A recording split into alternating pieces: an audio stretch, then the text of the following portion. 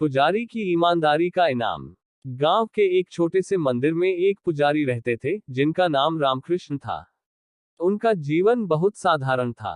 वे न तो अमीर थे न ही किसी भव्य महल में रहते थे, लेकिन उनका दिल बहुत बड़ा था और उनका मन हमेशा भगवान में रमा रहता था। हर दिन वे सुबह सुबह उठकर भगवान की पूजा करते, घंटियां बजाते और गांव वालों के लिए मंगल कामनाएं करते। रामकृष्ण का सबसे बड़ा गुण उनकी ईमानदारी थी। वे भगवान के प्रति अपनी भक्ति को सचमुच दिल से मानते थे और मंदिर के किसी भी कार्य में भ्रष्टाचार या अनुचित कार्यों को बर्दाश्त नहीं करते थे।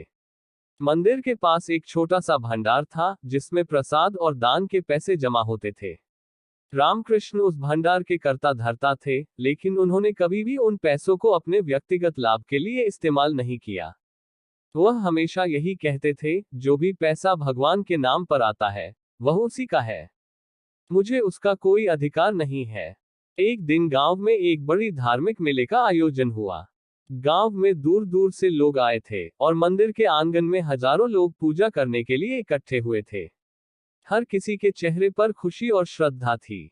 मेले के दौरान बहुत सा दान भी इकट्ठा हुआ। कई लोग धन, वस्त्र, अनाज और अन्य चीजें भगवान को चढ़ाने के लिए लाए थे। रामकृष्ण ने उन सभी चीजों को श्रद्धा के साथ स्वीकार किया और मंदिर के भंडार में रखवा दिया। एक दिन अचानक मंदिर के आसपास एक भयंकर तूफान आया। बारिश की तेज बौछारें और आंधी ने सभी को डर में डाल दिया। कई लोगों ने अपनी दुकानें और घरों की छतों को बचाने के लिए दौड़कर अपने सामान को इधर उधर किया। रामकृष्ण भी मंदिर में थे, लेकिन वे परेशान नहीं हुए। वह भगवान की पूजा में व्यस्त रहे। जब तूफान थमा तो सभी लोग मंदिर की ओर दौड़े। गांव के लोग यह देखकर हैरान रह गए कि रामकृष्ण के मंदिर की छत और दीवारें बिल्कुल सुरक्षित थीं। कोई नुकसान नहीं हुआ था, जबकि आसपास के सभी घरों में नुकसान हुआ था। सभी लोग यह देखकर सोच में पड़ गए कि ऐसा कैसे हुआ। एक बुजुर्ग महिला ने आकर रामकृष्ण से पूछा, पुजारी जी, यह चमत्कार कैसे हुआ? आपका मंदिर कैसे बच गया, जबकि बाकी सभी घरों और दुकानों में नुकसान हुआ? रामकृष्ण मुस्कुराए और बोले, यह सब भगवान की कृपा है। मैं तो बस उनका सेवा करने वाला एक साधारण पुजारी हूँ। मेरे पास कुछ नहीं है, जो मुझे उनकी तरफ से मिला है वह उसी का है। और जो कुछ भी इस मंदिर में आता है वह भगवान का है, न कि मेरा। गांव में एक व्यापारी था जो अपनी संपत्ति और दौलत के कारण बहुत प्रसिद्ध था। वह हमेशा ईमानदारी और भक्ति के मार्ग से दूर रहता था। एक दिन उसने रामकृष्ण से कहा, पुजारी जी, मुझे लगता है कि आप बहुत गरीब हैं।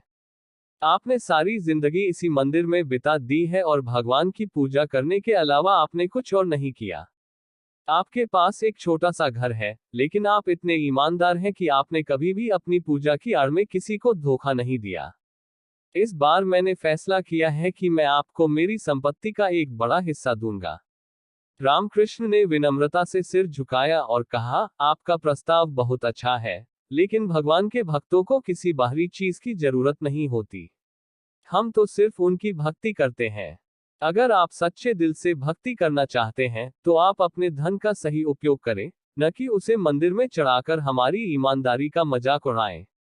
व्यापारी को रामकृष्ण की बातों से हैरानी हुई और उसने सोचा कि सच में यह पुजारी कितने सच्चे और ईमानदार हैं। धीरे धीरे व्यापारी ने अपनी जिंदगी में बदलाव लाया। वह धन का सही उपयोग करने लगा और अब वह भी दूसरों के भले के लिए काम करता था।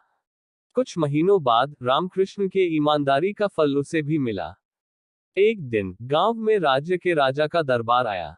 राजा ने सुना था कि मंदिर में एक ईमानदार पुजारी है जिसने कभी किसी को धोखा नहीं दिया। राजा ने पुजारी को अपने दरबार में बुलाया और उसकी ईमानदारी को सराहा।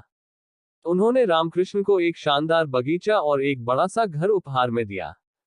आपने अपने जीवन को भगवान की सेवा में समर्पित किया है और मैं आपके इस समर्पण को सम्मानित करना चाहता हूँ, राजा ने कहा।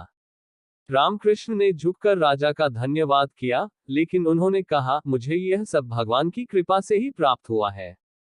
जो कुछ भी मुझे दिया गया है वह सब उसी का है। मैं इसे अपनी भक्ति और सेवा के लिए ही उपयोग करूंगा। राजा ने उनकी ईमानदारी को देखा और समझा कि यह पुजारी केवल शब्दों से नहीं, बल्कि अपने कर्मों से भगवान की भक्ति करता है।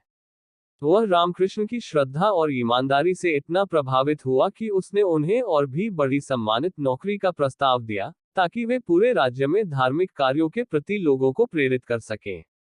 रामकृष्ण ने भगवान के आदेश के अनुसार उस प्रस्ताव को स्वीकार किया और धीरे धीरे उन्होंने पूरे राज्य में धार्मिक जागरूकता फैलाने का कार्य शुरू किया। लोग उन्हें आदर्श मानते थे और उनकी ईमानदारी का आदान प्रदान करते थे। इस प्रकार रामकृष्ण की ईमानदारी और भक्ति ने न केवल उसे सम्मान और खुशियां दिलाई, बल्कि उसने पूरे राज्य को भी एक सकारात्मक दिशा में अग्रसर किया। यह कहानी इस बात का प्रतीक बन गई कि ईमानदारी और सच्चाई का मार्ग हमेशा अंतिम रूप से इनाम दिलाता है, भले ही उसे समय लगे।